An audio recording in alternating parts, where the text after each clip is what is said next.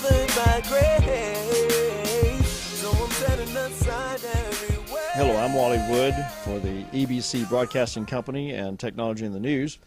And we have an unusual situation here where we're visiting with Glenn Roberts in his garage, literally in a garage startup operation. And the subject here is on 3D printing. Glenn Roberts is a Houston attorney, and he's developed this interest in 3D printing. And it's big in the news right now. We've been hearing a lot about this coming out in the news.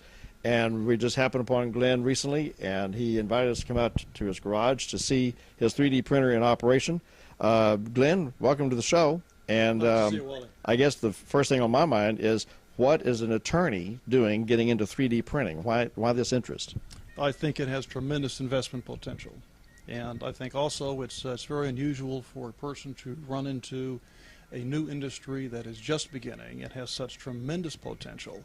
And once I began to realize what the potential is for this industry, I simply couldn't turn my back on it.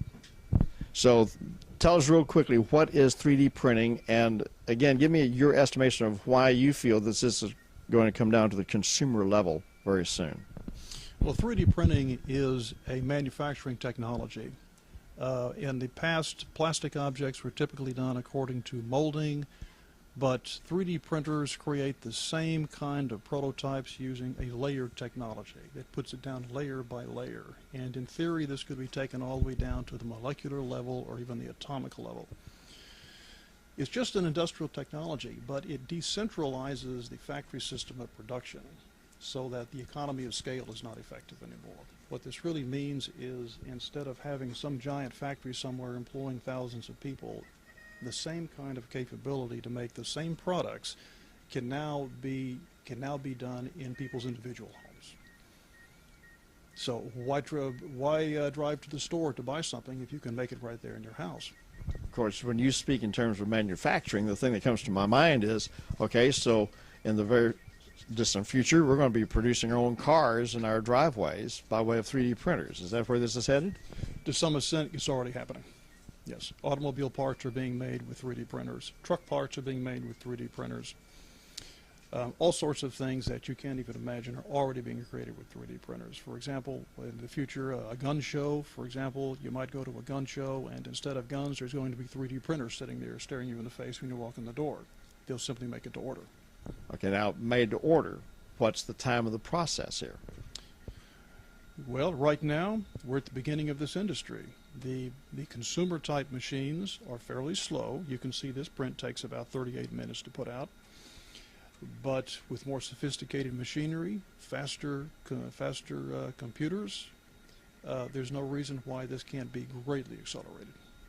A moment ago, you showed us a pair of shoes that you recently bought at a store, and you're intrigued by the challenge of producing the same shoes on your printer here. Within a few years, there'll be no need to be going to local stores to be buying shoes that are made out of rubber and plastic. Okay, Mr. Attorney. I can see all kinds of litigation possibilities here and problems and challenges. How do you see the changes in the law on things like this? It's going to cause some problems, that's for sure. Yeah. It's going to be a fairly chaotic situation for some time. What's going to happen is that all of these informational files are going to be available on the internet to be downloaded for free or almost for free. Nobody's going to pay any attention to patents and copyrights. It's just going to be there. And what's going to happen is people will have these kind of the 3D printers are destined to be indispensable home consumer products. And you'll be able to print out all sorts of daily products, things you need every day, using your home 3D printer. And the applications we don't really know, because 3D printers today are basically where personal computers were in 1982. They arrived in a kit. Nobody could really conceive of what the purpose of it was. It looked like it's just for a couple of simple toys and games. Who could see what was really coming? Well, 20 years from now, this is the kind of revolution that's coming with 3D printers. I know some of the headlines that we've been seeing here of late. One that I'm reminded of is, will 3D printing change the world? And essentially what you're saying is that... upside down. Yes. Yes. So... It's going to print a whole new one. Okay, so give us a real quick thumbnail of how you see a consumer using this in their home in the very near future? What products will they be producing? Well, obviously they'll be producing clothing. They'll be producing probably glasses with the lenses. At some point, drugs will be available for manufacture at home. You'll be able to print them out instead of going to the doctor. Obviously, automobile parts, bicycle parts.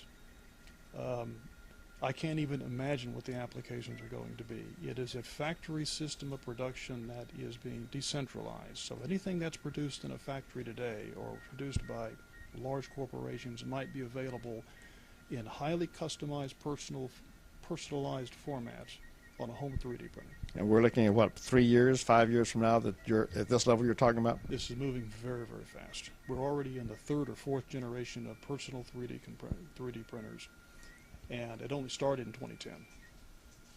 Well, you heard it here on Technology in the News. The future is near at hand, and we've seen this demonstration of a 3D printer in operation, and very soon you'll be able to go to the store, probably at Walgreens, and pick up your own localized 3D printer. And the talk right now is that they'll be producing food and clothing and even replacement body parts, organs on 3D parts. If they want to keep up with it, they can come look at my website, progware.com. Okay, spell Prog. Progware. WARE.com. Yes. I'm Wally Wood with EBC Broadcasting and Technology in the News. We've been visiting with Glenn Roberts at his home and his garage. Thank you for tuning in, and we'll see you again soon.